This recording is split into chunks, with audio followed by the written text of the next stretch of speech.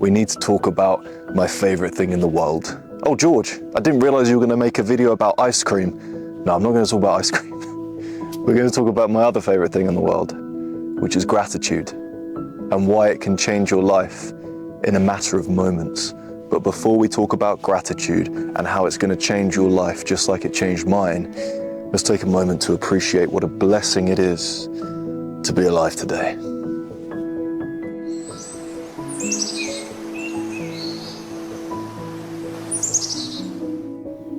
Here we are again.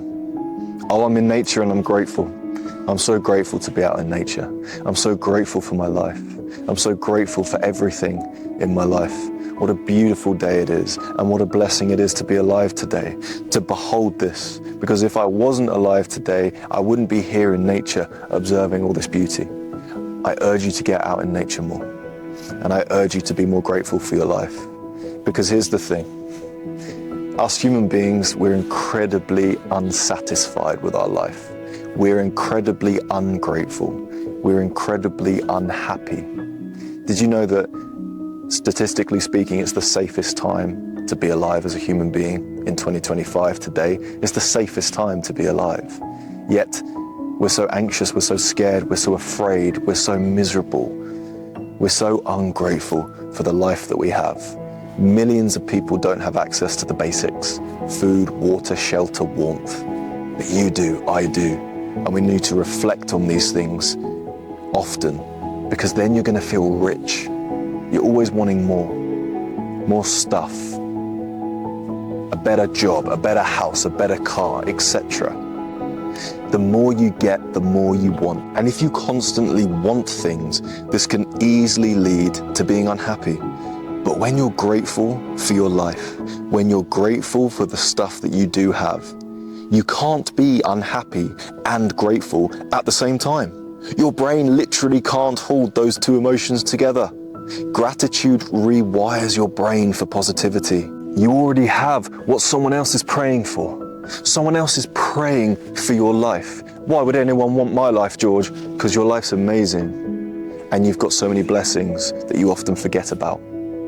There are people in a hospital bed right now praying just for life, just to live, just to exist, just to make it. And I know you're going through hard times. I know you're going through stress. You might be going through financial difficulties, relationship difficulties. But you are alive, and that is the biggest gift that we are given every single day when we wake up. You can wake up and say, oh, good God, it's morning. Or you can wake up and say, good morning, God. You can be enthusiastic for your life. Because your normal life is someone else's dream. You've got to appreciate it before it's gone for good. Gratitude literally multiplies what you have, by the way. Focusing on what's good makes the good things grow. It's not magic, it's psychology. If you focus on all the good things in your life, all the things that are going right, all the things that are going well, you realize just how rich and fortunate you are, and you can go through life so much happier, so much more blissed out, so much more joyful.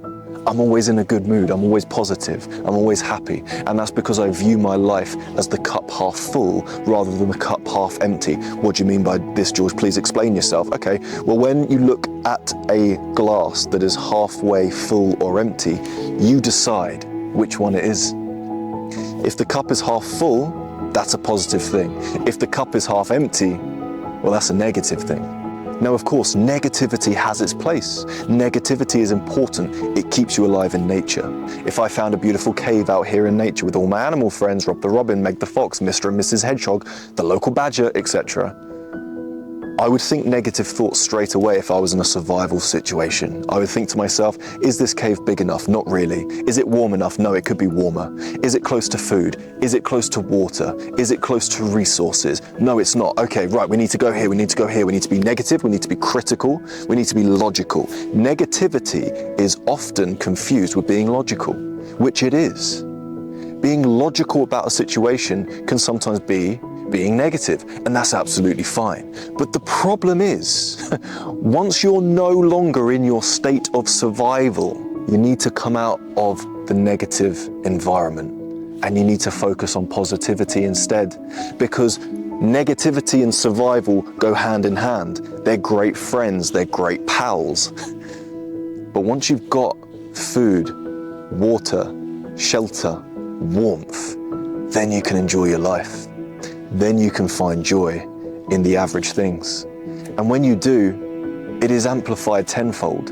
We live such easy lives. We live such simple lives. But we love to complicate it for no real reason.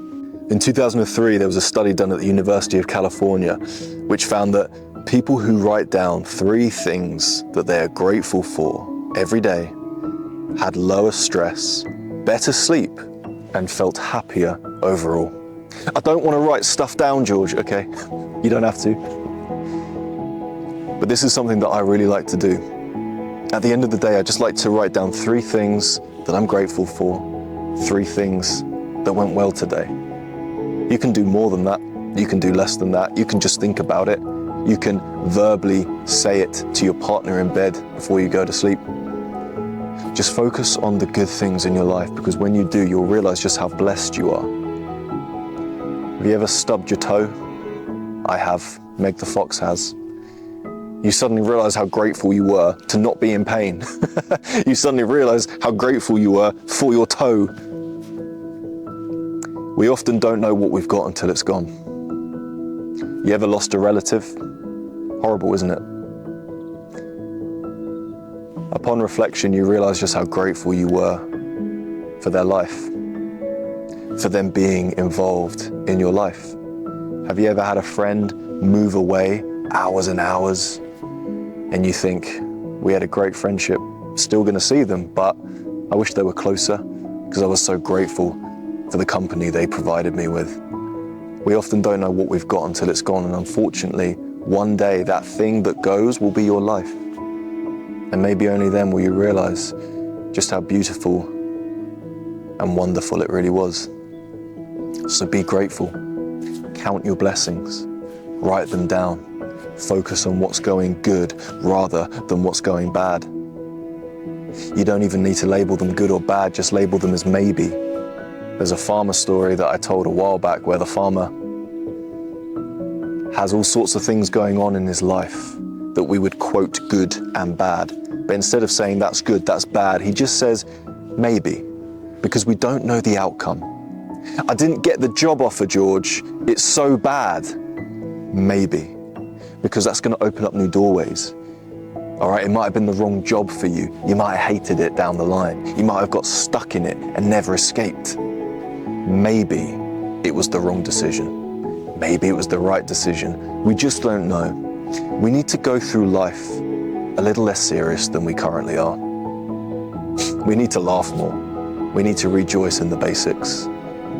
We need to appreciate everything we've got, because like I say, your normal is someone else's dream. So take time out in nature to reflect on all the good things and enjoy the day. Thank you for watching. I hope this video helped. If you have a question for me, leave it in the comments below and I'll answer it here on the channel. Message me on Instagram, George_Horlock. Send me a DM and I'll answer your question. Have a beautiful day and be grateful for the life that you have. Because like I say, there are so many people right now in a hospital bed praying for the gift of life, because they now realize that life is a gift. And the sooner you can realize that, life gets better.